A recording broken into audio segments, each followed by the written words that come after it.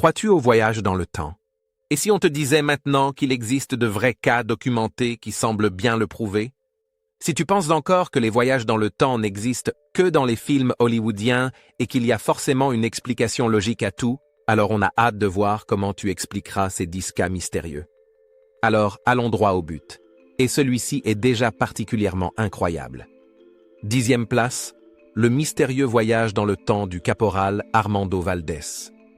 Et si un homme disparaissait seulement quelques minutes, mais qu'en ce court laps de temps, plusieurs jours s'étaient écoulés pour lui? C'est exactement ce genre d'événement troublant qui a bouleversé l'armée chilienne en 1977. Tout a commencé par une lumière aveuglante que beaucoup considèrent encore aujourd'hui comme un ovni. Dans la nuit du 25 avril 1977, le caporal Armando Valdés dirigeait une patrouille dans le désert d'Atacama. La région est célèbre pour ses phénomènes célestes inexpliqués, et cette nuit-là, une étrange lueur pulsante apparut soudain dans le ciel. Elle se rapprochait, jusqu'à illuminer tout le sol du désert d'une lumière blanche et glaciale. Ces soldats étaient paralysés. Certains se sont agenouillés, d'autres se couvraient les yeux. Valdés ordonna à son unité de se regrouper et s'avança résolument. Quelques instants plus tard, il disparut sans laisser de traces. Pour ces hommes, il n'était tout simplement plus là, comme si la lumière l'avait englouti. Pour les soldats, 15 minutes d'angoisse passèrent. Ils fouillaient frénétiquement le sol, l'appelaient, mais il restait introuvable. Puis, tout à coup, Valdés réapparut devant eux. Mais il n'était plus le même. Valdés était connu pour sa moustache bien taillée. Désormais, il arborait une barbe épaisse, comme si plusieurs jours s'étaient écoulés. Sa montre rendait l'affaire encore plus incroyable. Elle affichait la date 7 jours plus tard, 15 minutes pour ses camarades, une semaine entière pour lui. Encore plus étranges furent ses premiers mots. Il murmurait des phrases incohérentes, évoquant une lumière blanche qui l'aurait enveloppé et une présence écrasante. Puis, il perdit connaissance. Lorsqu'il reprit ses esprits, il n'avait plus aucun souvenir des 7 jours qu'il semblait avoir passés ailleurs. Pour beaucoup, ce n'était pas qu'un simple phénomène temporel. La théorie la plus répandue aujourd'hui, Valdés aurait été enlevé par des êtres venus d'ailleurs. La lumière dans le ciel serait le vaisseau qui l'aurait emporté à bord. Là-bas, il aurait subi des expériences, des examens, comme on en retrouve dans d'innombrables récits d'enlèvements extraterrestres. Ensuite, pensent certains, sa mémoire aurait été effacée avant qu'on ne le ramène exactement à l'endroit d'où il avait disparu. Pour ses camarades, seulement 15 minutes. Pour lui, une semaine entière, que personne n'a jamais su expliquer. Cette théorie s'accorde étrangement bien avec d'autres affaires d'OVNI. Distorsion temporelle, perte de mémoire, évanouissement soudain. Encore et encore, des témoins racontent avoir cru que seules quelques minutes s'étaient écoulées, alors qu'en réalité, des heures, voire des jours avaient passé. Mais le cas Valdés reste unique, car son unité entière en a été témoin, et parce que sa montre et sa barbe rendaient la perte de temps visible et mesurable. Le caporal lui-même a continué à parler de cet événement pendant des années. Il jurait ne pas savoir ce qui lui était arrivé durant cette période. Mais ses camarades, eux, n'ont jamais changé de version. Ils avaient tous vu la lumière, et ils l'avaient tous vu revenir complètement transformée. La question demeure, le caporal Armando Valdés a-t-il réellement passé une semaine à bord d'un ovni? A-t-il subi des expériences avant d'être renvoyé avec la mémoire effacée? Ou bien un portail s'est-il ouvert, qu'il aurait franchi sans le savoir? Et cela soulève une dernière question terriblement angoissante. Remarquerions-nous seulement si nous étions enlevés par des êtres venus d'ailleurs, s'il n'y avait aucun témoin? Une idée terriblement effrayante. Et crois-moi, ce n'est que le début, les cas les plus choquants sont encore à venir. 9e place, David et sa machine à voyager dans le temps secrète. Cet homme mystérieux, qui souhaite garder l'anonymat, se fait appeler David, et il affirme avoir mis au point un appareil énigmatique qui pourrait bien bouleverser à jamais notre compréhension du temps. Une véritable machine à voyager dans le temps. pas un gigantesque laboratoire rempli d'appareils high-tech, mais un dispositif d'apparence rudimentaire, semblable à une simple télécommande avec un petit écran et un pavé numérique. Mais selon David, c'est précisément ce petit boîtier qui serait capable d'annuler les lois du temps. Chaque touche, chaque symbole, aurait une signification précise, formant ensemble un code permettant de définir l'année exacte vers laquelle on souhaite voyager. Celui qui choisirait le bon moment verrait alors, selon ses mots, un tunnel invisible s'ouvrir devant lui, le propulsant directement dans le futur. L'énergie nécessaire proviendrait d'une combinaison d'électricité et d'eau. Deux forces qui ont toujours permis la vie, mais qui, dans cette machine, seraient réglées de manière si parfaite qu'elle produirait un flux d'énergie gigantesque, assez puissant pour déchirer l'espace et le temps. Absolument fascinant. David affirme avoir voyagé une vingtaine de fois grâce à sa machine, mais chaque voyage aurait été dangereux. Le corps, dit-il, doit endurer des douleurs inimaginables, comme si l'énergie elle-même le déchirait. Il explique aussi que sa machine ne fonctionne que dans une seule direction, vers l'avant. Il pouvait voyager dans le futur, puis revenir au point précis du présent d'où il était parti. Mais un voyage dans le passé, vers un moment antérieur à son départ, était impossible avec son dispositif. Il aurait essayé plusieurs fois, entrant une date ancienne. Mais rien ne se produisait. Aucune lumière, aucun tunnel, aucune ouverture vers une autre époque. À plusieurs reprises, raconte David, il a cru qu'il ne reviendrait jamais vivant de ses voyages temporels. Il dit même avoir rencontré dans le futur des personnes blessées par les puissantes énergies de la machine. L'une d'elles aurait eu une grande plaie provoquée par une sorte d'arme laser. Mais l'histoire devient encore plus étrange lorsqu'il évoque sa rencontre en France avec un homme nommé Jack Lyon Cousteau. Ce dernier aurait déjà construit une machine capable de voyager non seulement dans le futur, mais aussi dans le passé. Selon David, Cousteau serait même allé jusqu'au 5e siècle. Rien que d'y penser. Quelqu'un qui remonte le temps de plusieurs siècles et voit de ses propres yeux comment vivaient les gens à cette époque. Assez fou, non? Mais il faut se poser la question suivante. Quelles seraient les conséquences si quelqu'un, avec une telle machine, modifiait l'histoire? Et s'il prévenait un roi ou empêchait une bataille? Notre réalité tout entière changerait-elle en une fraction de seconde? Certains chercheurs en sont persuadés. Ce ne serait pas le cas. Ils pensent que chaque décision, chaque changement dans le passé créerait un nouvel univers parallèle. Autrement dit, si quelqu'un modifie le passé, nous ne le remarquerions même pas. Il s'ouvrirait simplement une nouvelle ligne temporelle, et le voyageur se retrouverait dans un univers entièrement distinct du nôtre. David affirme que l'année la plus lointaine qu'il ait visitée grâce à sa machine est l'an 3460. Et il souligne que le monde qu'il y a découvert était si incroyablement différent et avancé qu'il peine encore à le décrire. Ce qu'il a vu en 3460 dépasse toute imagination. D'immenses cités flottant dans le ciel, des êtres à moitié humains et à moitié machines, et une terre qui ne ressemblait presque plus à la nôtre. Mais aussi fascinant que cela puisse paraître, David met en garde contre les dangers. Il décrit comment l'appareil traverse les murs eux-mêmes et peut causer d'énormes dégâts.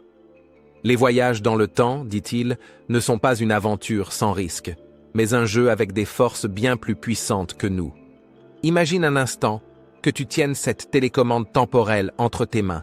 Tu entres, par exemple, l'an 3500, et tu découvres une humanité ayant déjà colonisé d'autres planètes. Les maladies comme le cancer n'existent plus, et les humains se déplacent dans l'espace à bord de navires volants. Ou bien, tu remontes dans le passé, jusqu'à l'Égypte ancienne, et tu vois de tes propres yeux la construction des pyramides. Une expérience qui rendrait tous les livres d'histoire obsolètes.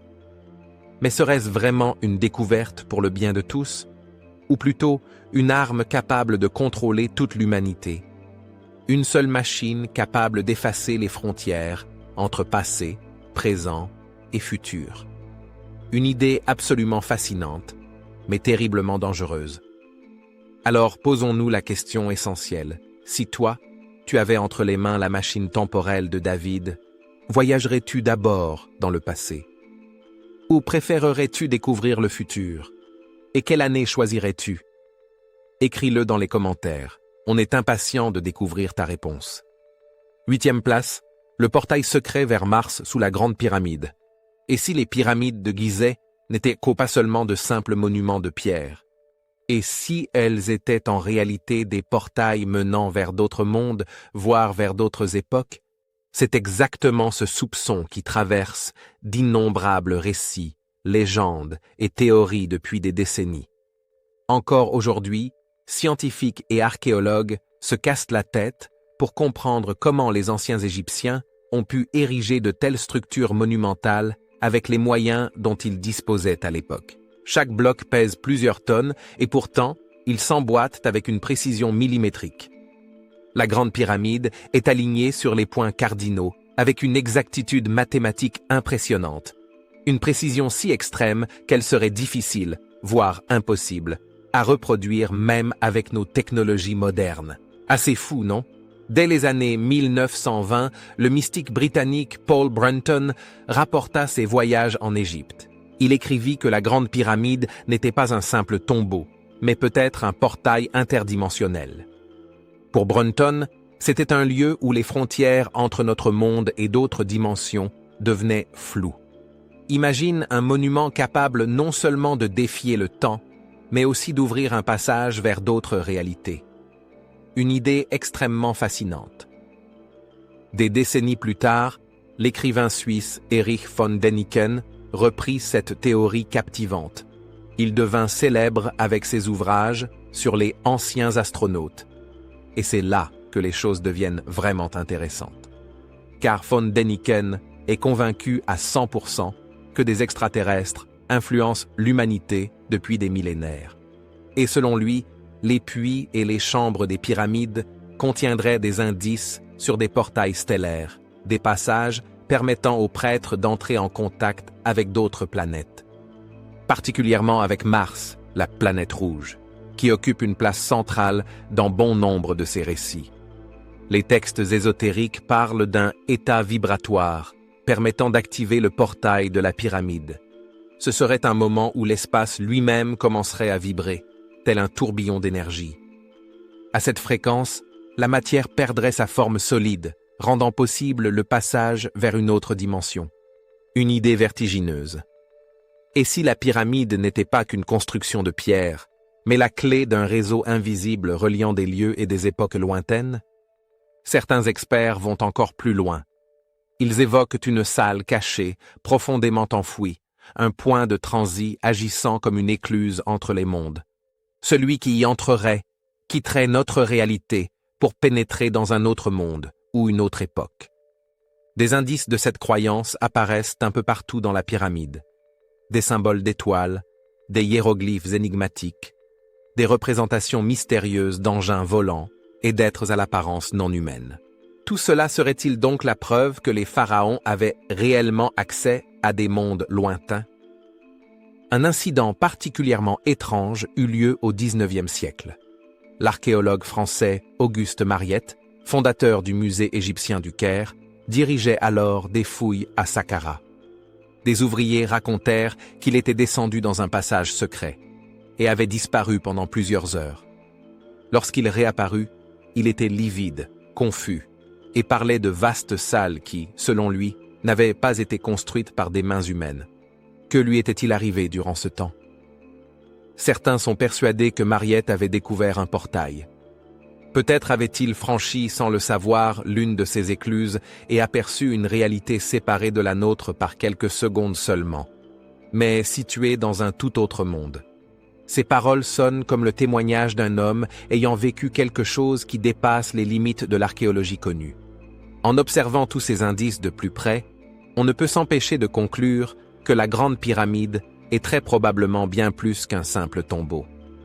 Elle pourrait être une immense machine, un nœud reliant la Terre à des étoiles lointaines, un point de transit entre les époques. Le fameux tunnel vers Mars existerait-il donc réellement? Les pharaons l'auraient-ils utilisé pour communiquer avec d'autres mondes, voire pour entreprendre des voyages réguliers vers d'autres dimensions? Se pourrait-il alors que les véritables bâtisseurs des pyramides ne viennent pas de la Terre, mais soient arrivés ici à travers ces portails? Une idée absolument fascinante qui stimule puissamment l'imagination. Et ce qui vient juste après est tellement incroyable que tu voudras sûrement l'écouter au moins 2 fois. Si la vidéo te plaît, pense à mettre un like et à t'abonner. Merci beaucoup. 7e place. Le voyageur du temps venu de l'an 2200. Cet homme mystérieux qui souhaite rester anonyme se fait appeler Davis. Il affirme être un voyageur du temps venu de l'an 2200 et dit être ici pour nous offrir un aperçu du futur. Sa preuve principale, une petite capsule apparemment banale. À première vue, elle ressemble à un simple comprimé. Mais Davis explique qu'elle contient la solution à l'un des plus grands problèmes de l'humanité, la faim. Cette capsule nutritive renfermerait toutes les vitamines, minéraux et calories nécessaires à un être humain. Une seule suffirait pour 7 jours. En l'an 2200, elle serait distribuée gratuitement chaque mois par le gouvernement et aurait totalement éradiqué la faim sur Terre. Imagine un peu. Un minuscule grain, à peine plus gros qu'un petit pois, remplace tout ce que nous mangeons. Plus besoin de cuisiner, plus d'agriculture, plus de pénurie alimentaire. Davis l'a décrit comme la base d'un nouvel ordre mondial où plus personne ne meurt de faim. Une idée absolument fascinante. Mais ce n'est pas tout.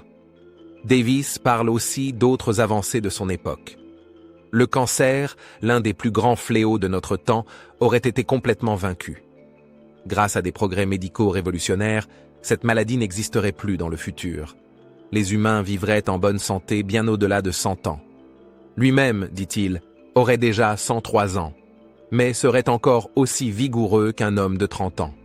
Et puis, il y a ces visions du voyage spatial et des nouvelles technologies. Davis raconte que les humains vivent déjà sur Mars en 2200, qu'ils y ont bâti des villes et formé une nouvelle société. Les voitures volantes feraient en partie du quotidien, et pas seulement cela. Ces véhicules pourraient même quitter l'atmosphère et voyager directement dans l'espace. Le rêve de la science-fiction serait devenu réalité dans son monde. Pour beaucoup, tout cela semble purement imaginaire, mais le niveau de détail de ces récits les rend particulièrement captivants. Il décrit des flottes entières de ces engins traversant régulièrement la distance entre la Terre et Mars, des ports spatiaux, et une humanité ayant enfin conquis les étoiles. La question essentielle reste donc, si Davis vient réellement de l'an 2200, comment est-il arrivé jusqu'à nous? Sur ce point, il reste évasif. Il évoque une technologie extrêmement avancée, gardée top secrète, et insiste sur le fait qu'il doit absolument rester anonyme. Son identité véritable ne doit jamais être révélée, dit-il, car il risquerait sa vie. Cela ressemble au scénario d'un véritable thriller, et c'est ce qui rend cette histoire si intrigante. Mais et si Davis disait la vérité? Et si cette petite capsule nutritive était réellement un artefact venu du futur? Une preuve tangible que les voyages dans le temps ne sont pas seulement possibles, mais déjà une réalité? À ce stade, une question s'impose forcément. Davis est-il réellement un voyageur venu de l'an 2200? Ou bien avons-nous affaire à quelqu'un doté d'une imagination débordante? Qui sait? 6e place. Le portail secret du Blue Room de Dulce. Il existe plusieurs témoignages fascinants sur des pièces secrètes sur Terre qui serviraient de porte vers d'autres mondes. L'une d'elles se trouverait au cœur même des États-Unis, un lieu où des êtres venus d'autres dimensions accéderaient à notre planète, dissimulés à l'intérieur d'une base qui, officiellement, n'existe pas. C'est précisément ce mystère qui entoure le tristement célèbre complexe de Dulce au Nouveau-Mexique. On raconte qu'au plus profond des roches de l'Archuleta Mesa se cacherait une immense installation souterraine. Officiellement, il n'existe aucun document prouvant son existence, et pourtant, des témoignages détaillés, des récits d'initiés et des rapports extrêmement précis refont sans cesse surface. Au centre de ces histoires se trouve la fameuse salle bleue, le Blue Room, une pièce mystérieuse où existerait un portail énergétique. Des témoins affirment y avoir vu des colonnes de lumière formant une sorte de tunnel, comme si la pièce elle-même ouvrait un passage vers un autre monde. Certains l'appellent un trou de verre, d'autres parlent d'un ascenseur cosmique, un spectacle impossible à décrire avec des mots. Les choses deviennent particulièrement intéressantes lorsqu'on examine les déclarations de Phil Schneider. Cet ingénieur en construction et en explosifs affirma publiquement dans les années 1990 qu'il avait participé à des projets secrets du gouvernement américain, y compris à Dulce. Schneider raconta avoir vu des niveaux souterrains, des laboratoires de haute technologie et avoir même rencontré directement des êtres extraterrestres pendant les travaux. Dans ses conférences, il décrivait de manière dramatique comment, lors de l'une de ces rencontres, il aurait été attaqué et grièvement blessé par un de ces êtres. Il montrait des cicatrices visibles et parlait de blessures à la main qu'il aurait subies pendant cet affrontement. Ces récits firent de lui une figure centrale dans l'affaire Dulce et attirèrent l'attention du monde entier. Mais, fait troublant, Schneider fut retrouvé mort en 1996 dans son appartement, dans des circonstances pour le moins étranges, qui demeurent inexpliquées à ce jour. Peu avant sa mort, il avait annoncé vouloir révéler de nouvelles informations secrètes. Encore plus inquiétant, selon ces mêmes récits, ces êtres venus d'ailleurs n'étaient pas de simples visiteurs, mais travaillaient côte à côte avec des humains sur des projets ultra secrets. Expériences biologiques, technologies extrêmement avancées, dépassant de loin notre niveau actuel, tout cela se serait déroulé dans les profondeurs de la Terre. Dulce devint ainsi le symbole d'une collaboration secrète entre deux espèces. Mais comment un tel portail pourrait-il fonctionner sur le plan technique? En termes simples, un portail énergétique concentre une quantité colossale d'énergie jusqu'à ce que l'espace lui-même devienne instable. On pourrait dire qu'il plie la structure de l'espace et du temps comme une feuille de papier, rapprochant deux points éloignés jusqu'à les faire se toucher. C'est précisément cet effet qui permettrait de franchir des distances de plusieurs années-lumière en une fraction de seconde. Le Blue Room serait donc rien de moins qu'un carrefour cosmique, une pièce où les lois connues de la physique cessent totalement d'exister. Celui qui franchit cette salle mystérieuse ne quitte pas seulement la Terre, il entre dans une réalité totalement différente. L'image d'un tunnel de lumière s'ouvrant sous les yeux semble tout droit sortie d'un film de science-fiction, et pourtant, c'est exactement ce qu'auraient décrit ceux qui prétendent y avoir travaillé.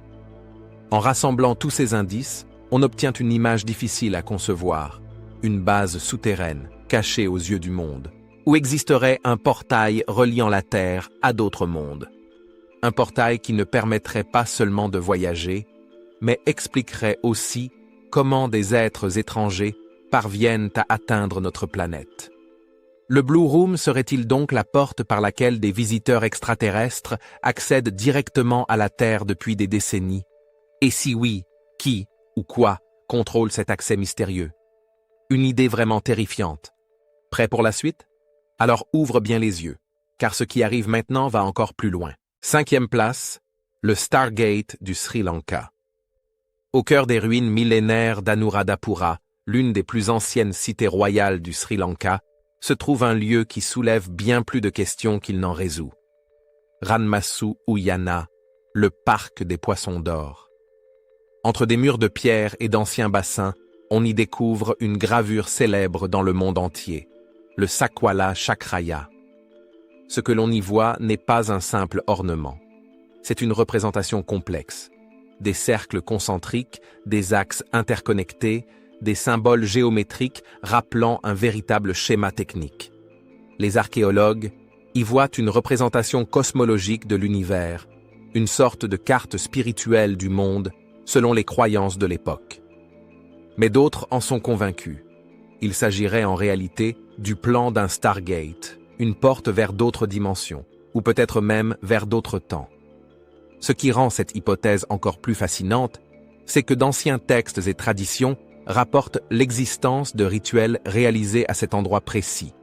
Des prêtres s'y seraient rassemblés pour créer, à l'aide de chants, de méditations et de substances secrètes, une sorte de chant de résonance. Des fragments d'écrits anciens évoquent ces pratiques et parlent de voyage entre les mondes. Certains textes mentionnent même que seuls les initiés pouvait comprendre et activer cette mystérieuse gravure. Un élément revient constamment, le mercure. Ce métal liquide occupait une place mystique dans de nombreuses civilisations. En Inde et au Tibet, il était décrit comme une substance capable d'alimenter les machines volantes, les fameuses vimanas. On le retrouve également dans les traditions mésoaméricaines, associées à des rituels et à une énergie divine. Le mercure aurait-il joué ici, au Sri Lanka, un rôle essentiel en servant de médium pour activer le Sakwala Chakraya et ouvrir des portails? Imagine la scène. Un prêtre entre dans le lieu sacré de nuit. Seules les flammes vacillantes des torches illuminent la gravure. Avec des gestes précis, il accomplit les anciens rituels, offre des sacrifices et utilise des substances destinées à élargir la conscience. Peut-être dépose-t-il des récipients remplis de mercure le long des lignes géométriques du schéma. L'air se met à vibrer, un son profond résonne dans la pierre. Puis soudain, une porte de lumière s'ouvre devant lui, un passage vers une autre réalité. Mais où menait ce chemin? Certains croient que ces prêtres voyageaient dans le passé ou dans le futur pour ramener des connaissances oubliées. D'autres pensent qu'ils entraient en contact avec des civilisations avancées, des êtres qui auraient transmis à l'humanité des technologies que nous sommes encore loin de comprendre aujourd'hui. Et c'est là que tout devient passionnant. De nombreux chercheurs estiment que les anciennes civilisations étaient, à bien des égards, bien plus avancées qu'on ne le croit. Des structures comme les pyramides, la précision astronomique de certains temples, ou encore des gravures comme le Sakwala Chakraya. Tout cela pourrait indiquer que l'humanité détenait jadis un savoir inestimable, aujourd'hui perdu. Peut-être ces civilisations antiques étaient-elles en contact avec des êtres venus d'ailleurs qui leur auraient révélé les secrets du voyage spatial, de l'énergie et peut-être même du temps lui-même. Absolument fascinant. En y réfléchissant, la gravure de Ranmasu Uyana semble presque être une interface entre les mondes. Un plan de commande compréhensible uniquement par ceux qui possédaient la connaissance nécessaire. Et les prêtres, selon certaines légendes, auraient été ces voyageurs capables de traverser les dimensions pour recevoir des messages d'une réalité supérieure. Imagine un instant. Un homme d'une époque lointaine franchit une porte de lumière, traverse un réseau d'énergie et se retrouve quelques secondes plus tard sur une autre planète, peut-être même face à des êtres bien plus évolués. Pour les gens de son temps, il était un prêtre, mais en vérité, il pourrait avoir été un messager entre les mondes. La gravure du Sakwala Chakraya demeure aujourd'hui encore un immense mystère. Est-elle une simple représentation du cosmos, ou bien le mode d'emploi d'une véritable machine temporelle? Et si elle fonctionnait réellement, serait-il possible qu'avec nos technologies modernes nous puissions rouvrir cette porte? Une idée absolument fascinante. Et enfin, une dernière question, particulièrement troublante. Les prêtres d'Anuradhapura étaient-ils réellement en contact avec des intelligences extraterrestres qui visitèrent la Terre il y a des millénaires? Et sont-ils peut-être arrivés ici par ce même portail? Qui sait? 4e place, la maison sans porte, la porte du Mexique, vers l'inconnu. Une simple maison de pierre perdue dans la nature pourrait-elle être un portail vers un autre monde? Et si oui, où mène cette porte qui, dit-on, ne s'ouvre qu'à la nuit tombée? Dans la région isolée d'Oaxaca, au Mexique, se dresse une construction que les habitants évitent depuis des générations. Ils l'appellent simplement la maison sans porte. Les murs sont faits de pierres sombres et usées par le temps. Pas de fenêtres, pas d'entrée, pas la moindre ouverture. Et pourtant, les gens racontent que, la nuit, il s'y produit quelque chose qui dépasse l'entendement. Plusieurs villageois affirment avoir vu une étrange lumière bleue apparaître à l'intérieur de la maison, dès que le soleil disparaît. Certains disent avoir vu cette lumière se transformer en une porte vacillante, un passage ressemblant à un voile pulsant. La maison entière semblait vibrer, comme si des forces invisibles s'éveillaient en son sein. Les légendes vont encore plus loin. On raconte que plusieurs personnes ont tenté de franchir cette porte de lumière, mais aucune n'est jamais revenue. Des familles disent avoir vu des proches entrer un soir, puis disparaître sans laisser de traces, comme si la terre les avait engloutis. Certains habitants jurent avoir entendu, lors de nuits silencieuses, des cris terrifiants qui ne semblaient pas venir de ce monde.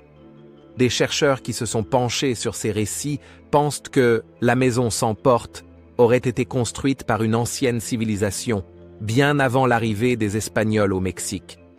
Peut-être s'agissait-il d'un lieu rituel où des chamans tentaient d'entrer en contact avec d'autres mondes.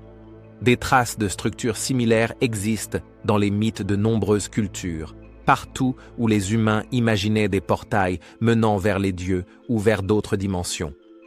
Fait intéressant, des récits mentionnant des portes lumineuses bleutées existent dans de nombreuses traditions. En physique moderne, la lumière bleue est souvent associée à des phénomènes d'énergie élevée. Ainsi, si une porte de lumière bleue apparaît, elle pourrait être interprétée par les habitants comme la manifestation visible d'un phénomène énergétique, peut-être même un véritable passage. Les habitants d'Oaxaca racontent aussi que les animaux se comportent étrangement à proximité de la maison. Les chiens hurlent la nuit, comme s'ils percevaient une présence invisible. D'autres témoignent que les oiseaux évitent de voler au-dessus du bâtiment, comme s'ils reconnaissaient instinctivement un danger caché.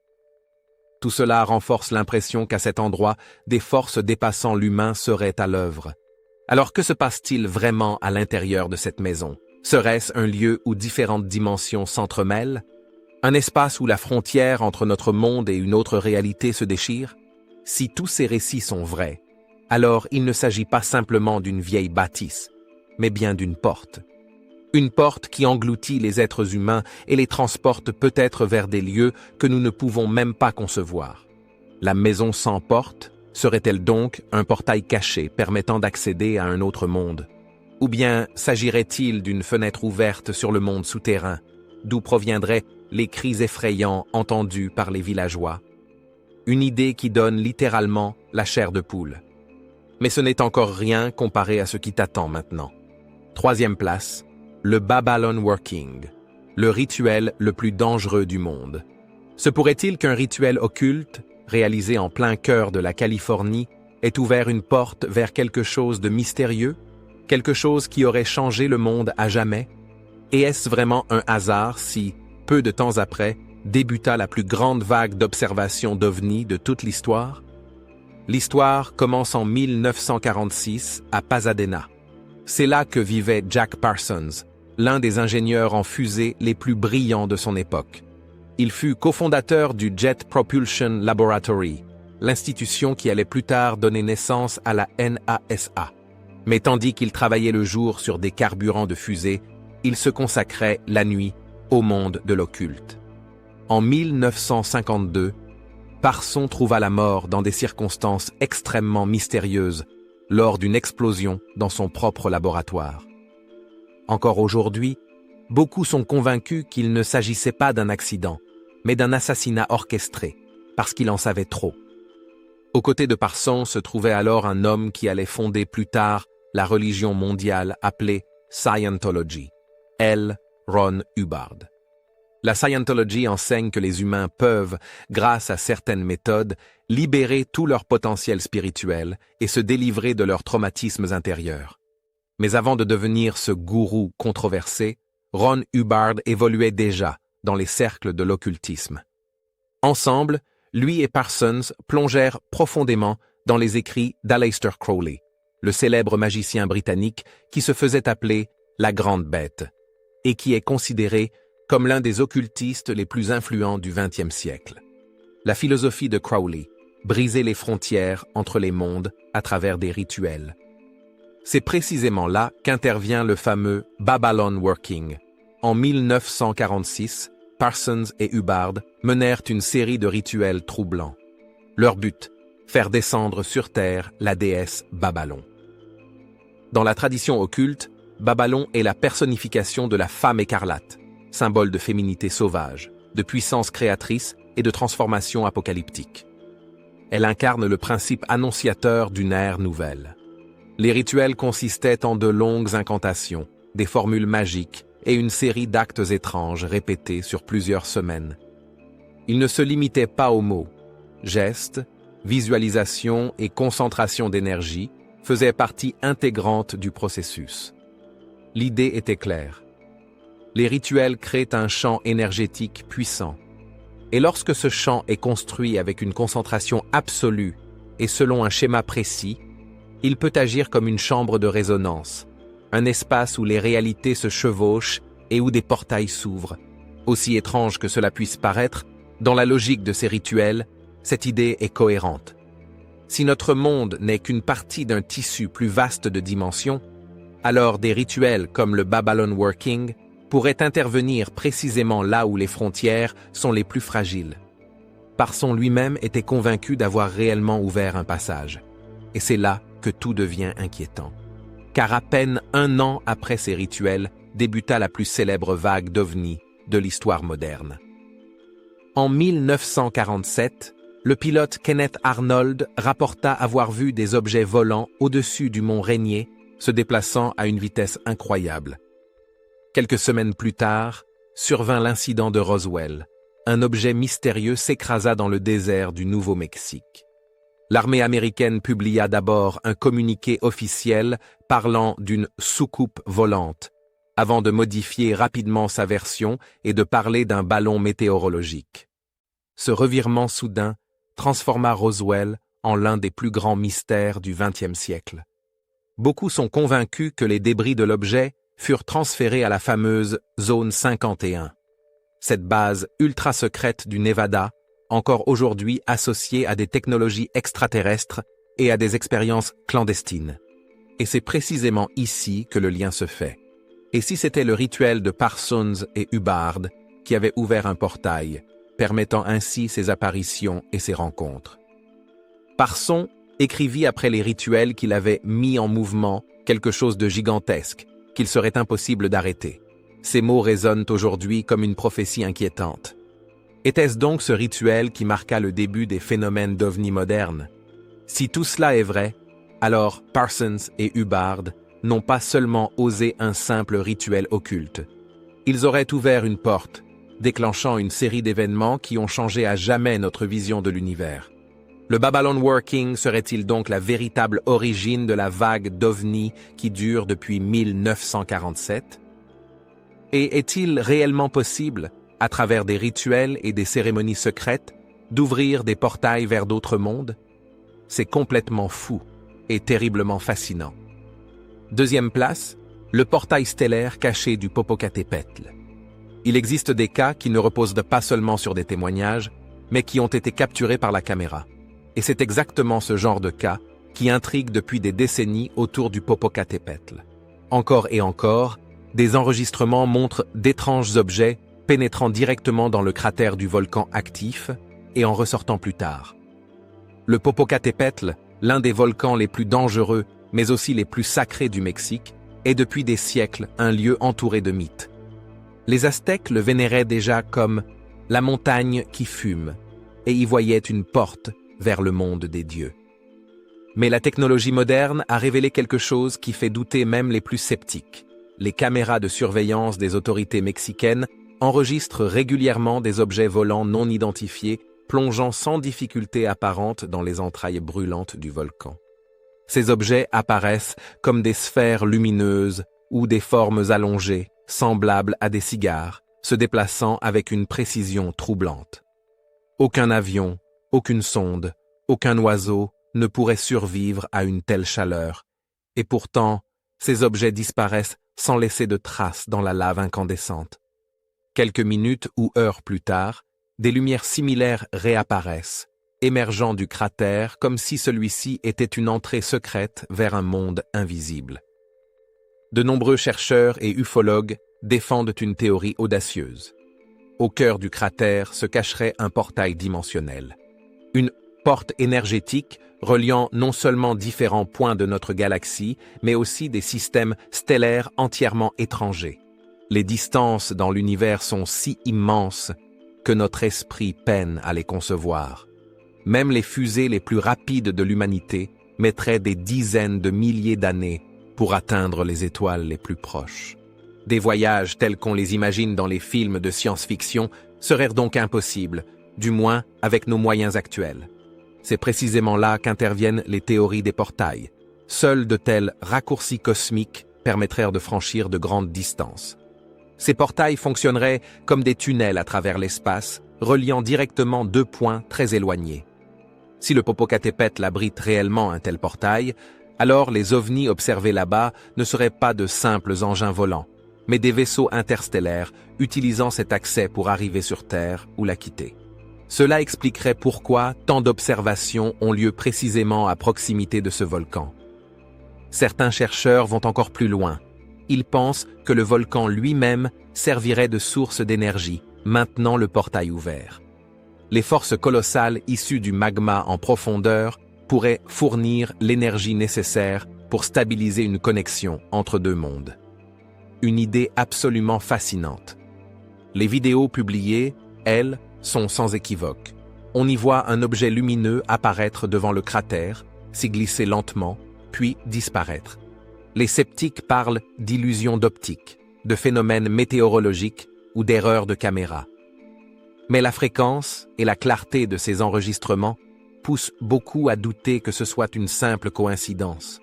Si tout cela est vrai, alors le Popocatépetl n'est pas qu'un volcan. C'est l'un des plus grands mystères de la planète. Un possible point de connexion où des civilisations étrangères auraient accès à notre monde sans avoir à parcourir des millions d'années-lumière. Et cela soulève une dernière question vertigineuse. Assistons-nous réellement au Popocatépetl, à l'ouverture d'un portail stellaire? Et si oui, ces êtres capables d'utiliser de tels passages ne seraient-ils pas immensément supérieurs à nous? Assez troublant de se dire qu'ils peuvent entrer et sortir de notre monde à tout moment. Prêt pour le grand final? Alors reste bien attentif. Première place, les mystères de Mithra, les portes secrètes de Rome vers l'au-delà. Les Romains faisaient-ils bien plus dans leurs rituels secrets que simplement vénérer leurs dieux? Ont-ils peut-être ouvert, dans leurs temples, de véritables portails vers d'autres mondes cachés sous les rues de l'Ancien Empire?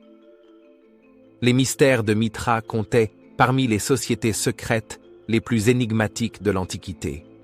Né au 1er siècle après Jésus-Christ, ce culte se répandit à une vitesse fulgurante dans tout l'Empire romain. Mais ce qui intrigue, c'est que les rituels ne se déroulaient pas dans de somptueux temples, mais dans des sanctuaires souterrains, discrets et isolés. Ces lieux, appelés Mitreum, étaient petits, sombres et construits pour être totalement coupés du monde extérieur. C'est là que se tenaient des cérémonies mystérieuses réservées uniquement aux initiés.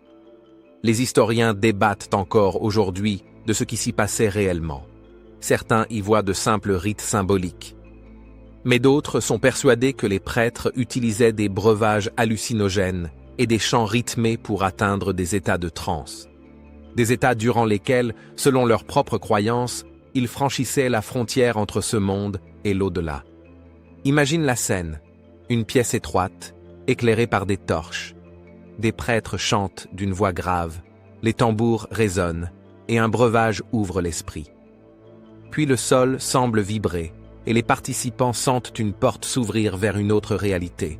Pour eux, ce n'était pas une métaphore, mais une expérience réelle, un contact avec quelque chose dépassant toute compréhension humaine. Ce qui est fascinant, c'est que dans de nombreux mitréums, on a retrouvé des représentations d'étoiles, de planètes et de symboles cosmiques. Pour certains chercheurs, cela prouve que les prêtres cherchaient à communiquer avec les forces de l'univers. Ils croyaient peut-être qu'à travers leurs rituels, ils pouvaient atteindre directement d'autres dimensions, voire les étoiles elles-mêmes. Un mitréum était souvent construit comme une représentation miniature du cosmos. Sa forme allongée symbolisait l'axe du monde, tandis que le relief du sacrifice du taureau représentait le cycle éternel de la mort et de la renaissance. De chaque côté se trouvaient des bancs de pierre sur lesquels les initiés s'allongeaient pendant les rituels, un acte symbolisant la mort avant de renaître à la fin de la cérémonie. Tout cela renforce l'idée que les prêtres de Mithra ne se contentaient pas de pratiquer un culte, mais tentaient consciemment de franchir les frontières de la réalité. Mais pourquoi recourir à la transe et aux substances psychotropes?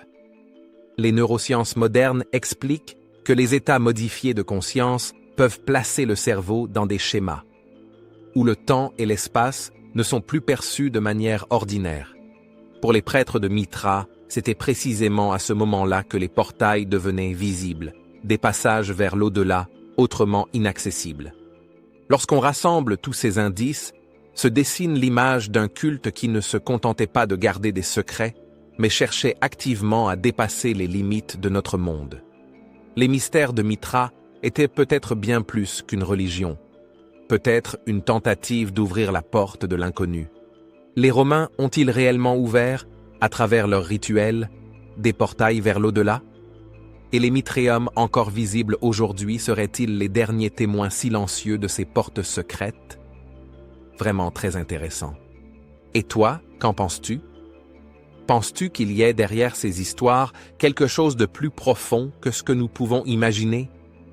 Lequel de ces cas t'a le plus fasciné? Écris-le dans les commentaires, on a hâte de connaître ton avis. Si la vidéo t'a plu, pense à mettre un like et à t'abonner. Merci beaucoup.